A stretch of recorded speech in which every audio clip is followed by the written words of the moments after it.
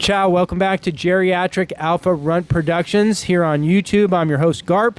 We're in part 3 of episode 13 with my close friend, Jim Cardle. Good to see you. Welcome, Jim. Thanks for having me. So now we're going to delve into my favorite subject that I get into with everyone and talk about the UFO, UAP stuff that's all over the news. Really? Okay. You always surprise me when you don't have a more of a interest in this. You've mentioned it a time or two. I always, because when they went to Congress and David Grush went in front of Congress and was like, there's a crash retrieval program and we have biologics and the whole nine. It's like, cat's out of the bag. Real sci-fi. It is out there. I have to admit, I'm a believer in that type of thing. I just haven't ever had the bandwidth compared to what's in the mainstream, but it's becoming more frequent, and it's patently obvious when you've got people like Marco Rubio and some of the other folks in the appropriate places that would have access to this information, that in fact it does exist and has been going on, and the government's keeping it quiet. So I've gathered a little bit every now and then, but I may see what you can educate me on. Well, I mean, it's just the whole thing that they're coming in and out of the oceans, even out of volcanoes. They fly to like space, back. I mean, I think, and fear of sounding like a broken record for anybody who actually listens to all my episodes, but I just think that it's not a question of them coming from Mars or from Jupiter. They come from Earth, and they've always been here. They just don't acknowledge us. When you go walking by an anthill on a hike, you don't stop and be like, take me to your leader.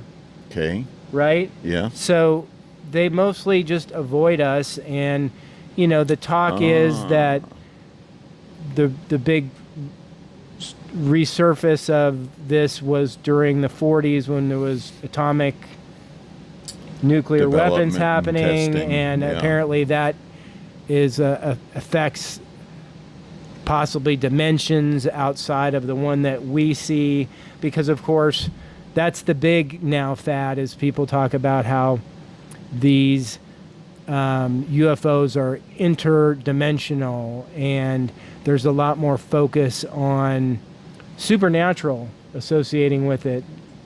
If that's an accurate phrase anymore, I don't know. Well, I mean, me growing up, there was Close Encounters and then there was Poltergeist, and they weren't together, and I did not like Poltergeist. That's scary shit. But UFOs is cool, and I want to learn about it and know about it.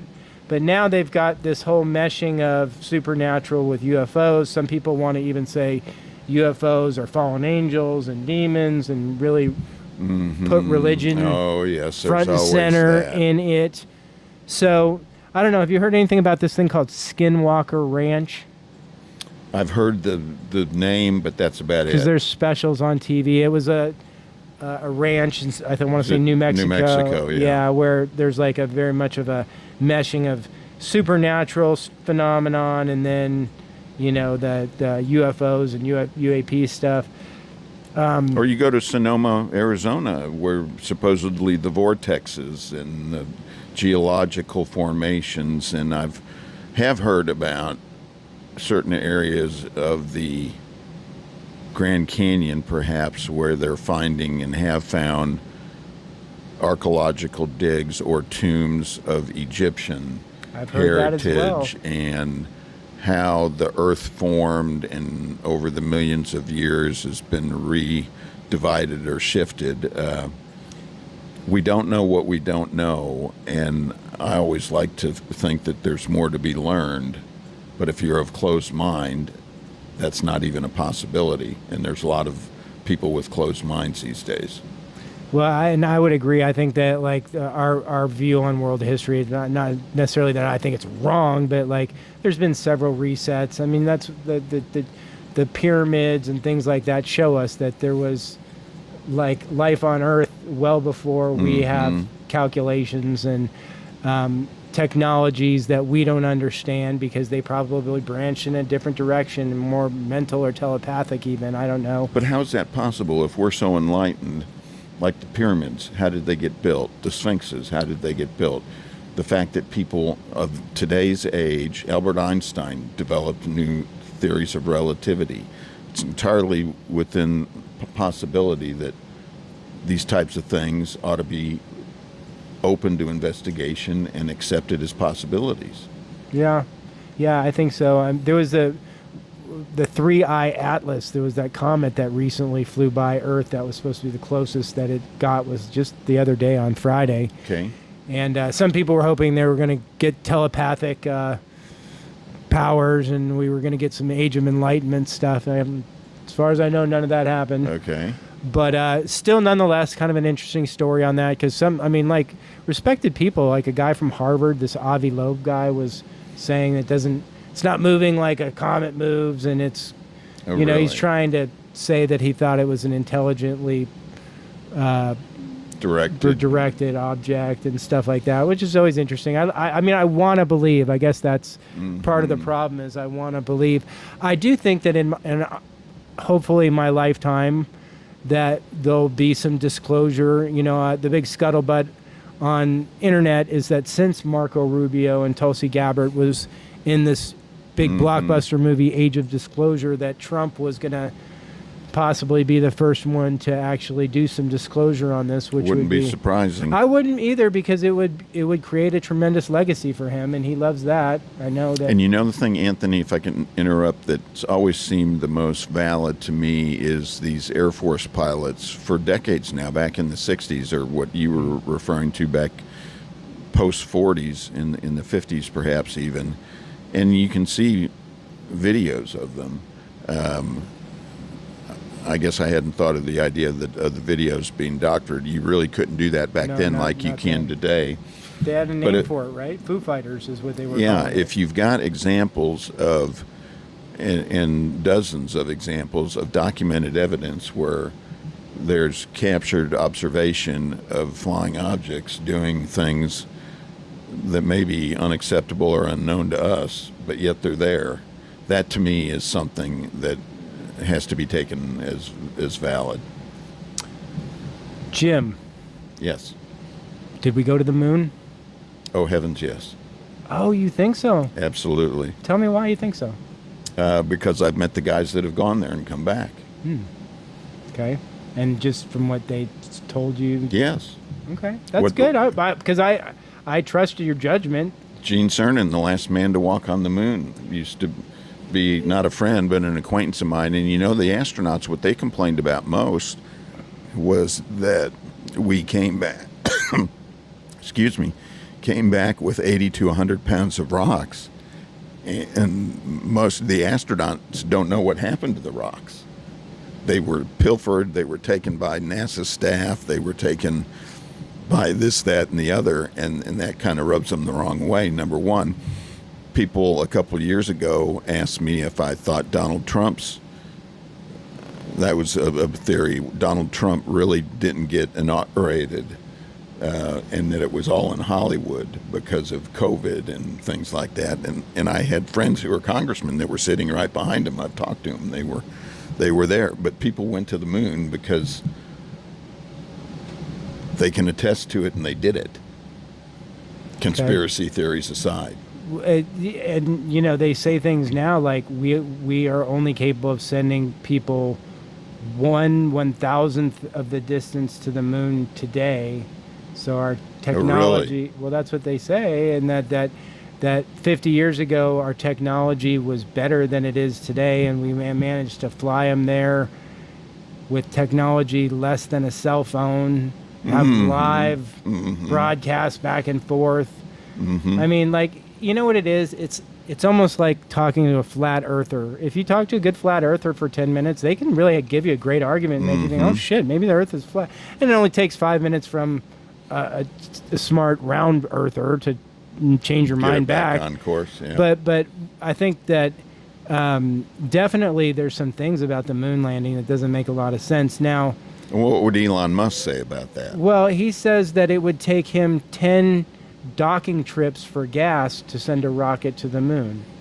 He's incapable of sending a rocket to the moon because it would require 10 refuelings. I hadn't heard that one. Yeah, no, he says that too. Elon also says, though, that he doesn't believe in aliens because if they're here, why don't they show themselves? And so he's like, can't believe what he says. He lies directly, because there's no way that somebody who's got such intimate knowledge of the space world wouldn't know something. And so he's, I obviously don't trust everything he says. Interesting thought process. Yeah. And I would warn you against the word lie, like I do my politician friends. I always remember, somebody told me once, 20 years ago, I try to remember it, attack the sin, not the sinner. Okay. They may have bad information, but that doesn't necessarily... I mean, I can't imagine that Elon Musk would lie. He may... Well, maybe in the best interest, though, of his financial Yes. situation as being the rocket guy, that he doesn't want to stir the waters. He signed a non-disclosure. I mean, like, without going into a whole crazy rabbit hole, but maybe you don't, that there's story about how Eisenhower actually met face-to-face with aliens and signed a treaty. Have you never heard that one? Yeah, and actually signed a treaty. He actually supposedly... This is not something that is not without Basis. some merit. Really? Okay. That's been told over and over, and is like, you could put it on YouTube and just type in Eisenhower meeting with aliens, and you could go down the whole rabbit hole with it. But supposedly he met with these short gray aliens that he made a deal with, that they could abduct people in the national forests for experiments, along with some cows for mutilation. And in return, we would get technology, which came in the form of fiber optics and things like this, because we made a lot of huge jumps forward. And then there was another species of alien that he met with also that was on film, supposedly. Like, they did filming of this meeting that happened at Edwards Air Force Base. Okay. And that something to the effect that he didn't choose to do that deal because they wanted him to surrender weaponry, like nuclear weapons and that, and they would in exchange give up You've been looking into this, I health can tell. but it's to the point, though, where it's just not like a silly thing. It's repeated. It's folklore now. Specifically Eisenhower. It was on film, and part of the film is out there where the ship comes down, but they don't show it landing at Edwards Air Force Base and them getting out to meet with him. But they show you the film that was supposedly part of this thing. Have you ever seen the one with Skinny Bob, by chance? Skinny Bob, that's the one you really need to look up. Skinny Bob is Have not. 1940s film of an alien that can't be doctored. Okay. And it's the traditional alien with the shorter and the big head, and the eyes change, like flip. It's a very eerie video. It's again been proven to not be a hoax video that's been around for a long time. But yeah, these are just some things that are especially like interesting because they keep getting brought up over and over. It's a lot to compartmentalize. I could even see when you smirked a little, like we met with aliens and we had, I mean, yeah, well, that's the story. Anything's possible. Absolutely. And what used to be able to be hidden in today's day and age easily can come out. The internet, whether it's all the various social media platforms you mentioned, things spread like wildfire, and they can be exposed, and they can be explored.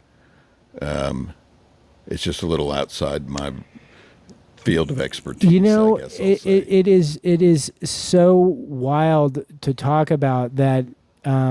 I think that's why it's my favorite subject, because you've got these guys going in front of Congress and saying, look, this is true. They did. We have 10 crashed UFOs. There's 60 categorized species of alien that we know of, and it's nobody ran with it well, too much, because which it's was so phenomenal to me. wild, right? It's so wild that it's hard to. But Americans want to know these things. It's the If you're investigative listening up, reporters is what's crazy. always amazed me. Well, and I think that's the whole thing is that if you're listening up, you hear a lot of the same shit over and over, and that's that like the Vatican has a lot of secrets underneath the Vatican. They know a lot of stuff Wouldn't that they doubt don't it for a minute. divulge. Mhm. They've got relics and artifacts and things that would change history, but they don't choose to share it. Same thing with the Smithsonian's. That goes back to that thing you were even talking about with Grand Canyon. They got in there and they pulled all that shit out of there supposedly before. Really? Yeah, the Smithsonian people did that. To be you know, determined, I guess. one of the interesting ones that is like really hard to wrap my head around, but that I heard some interesting stuff about recently that at least made me think, okay, at least you've got a philosophical like story to make it possible, because the whole thing with Bigfoot is just like that one I can't get into. I can't, like, in this day and age with cell phones and everything, like if there's a Bigfoot animal, certainly by now we would have seen it, shot it, taken good pictures of it. That even the real famous one where the guy's walking from the 60s, it's like the Giblin film. We all have seen They've that. proved that to be a hoax now. Yep. Proven hoax. And they still dissect it over and over, people. Even though it's been The proven JFK files, the assassination in Dallas and the magic bullet.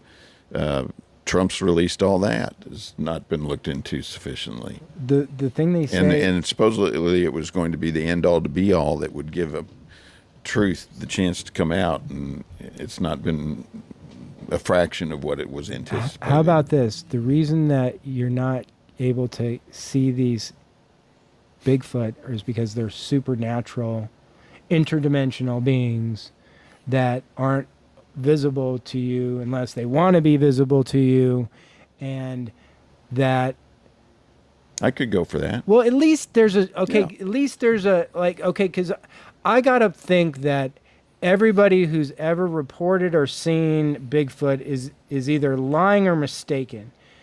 It's like, okay, well, I mean, then maybe there's got to be a few that are right. So say it's an alien then. Say it's a big furry alien. Okay, well then I can, especially with the way that the national forests have been proven to be hotbeds for like extraterrestrial activity. And, you know, one thing that I'll say before I shut up, because it's just like we've gone so far already, but Okay. they do say that the amount of people that disappear from the national parks every year is just monstrosity. It's monstrous, and it's been like that for 30 years. Really? And, you know, it always can be written off because they get lost and they die and they're eaten by animals, but it's a huge, I mean, a major, it's like a big, Hundreds. it's a crazy number of people, and the fact that it's not Hadn't heard reported that. more is like, why are so many people disappearing every year from national forests? You know, I mean, the obvious reasons are because they get lost. Natural And- phenomena. Yeah, but who knows? I mean, it always is interesting to hear some of the rabbit hole stories about, you know, us doing these exchange programs and stuff. Who knows? What else? How about AI? Fear AI at all? You know, I have to admit I'm just getting up to speed on it, but I do receive dozens of emails and read enough publications quoting people who are working on the development.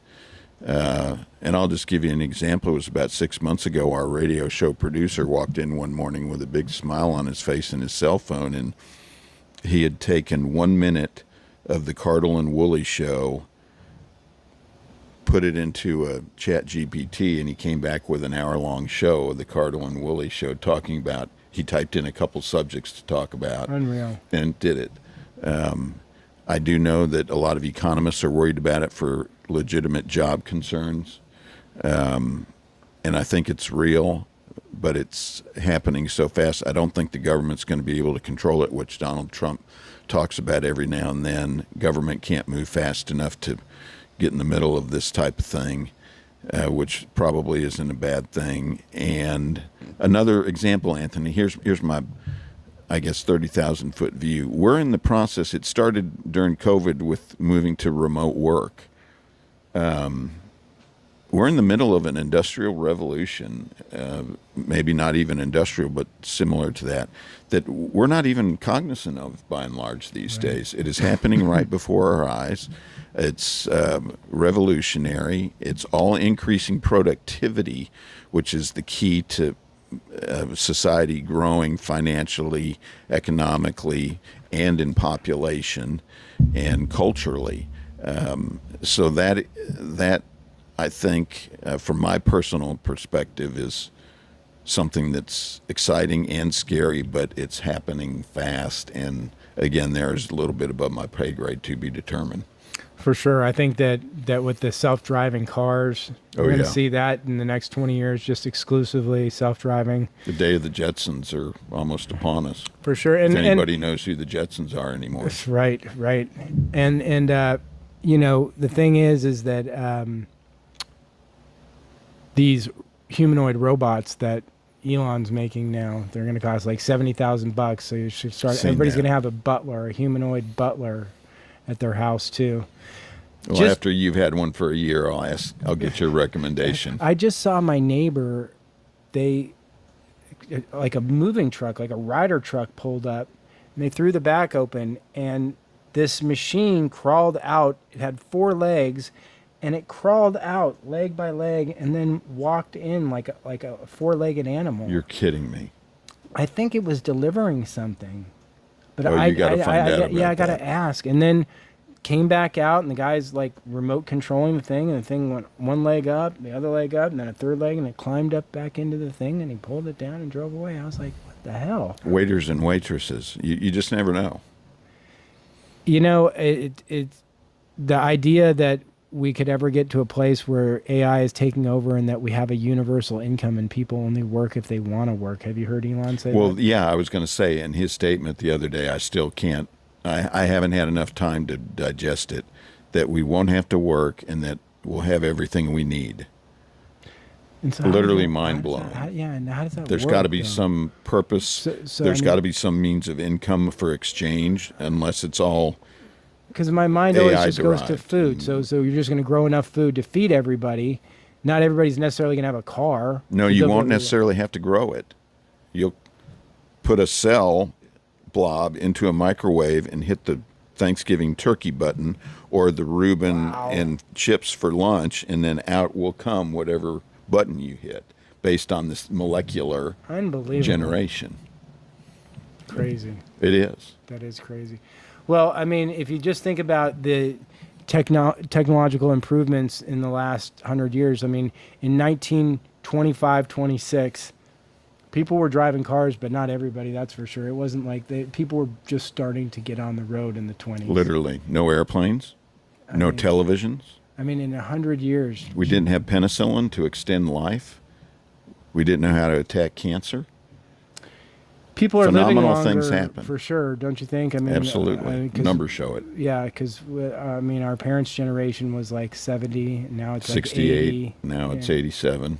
Yeah. So 100 years, 100. I heard somebody say that humans can live 150 years. Boy, I hope not. That's too long. Yeah, for our children and maybe their children. Well, Jim, I have really enjoyed our conversation today. Sir. I want to thank you so much for coming in. It's been something I wanted to do is have you on the podcast. Glad to do it. If you've liked what we've talked about today, please, again, always like, subscribe, comment, and share. Come back and see us again. Thank you.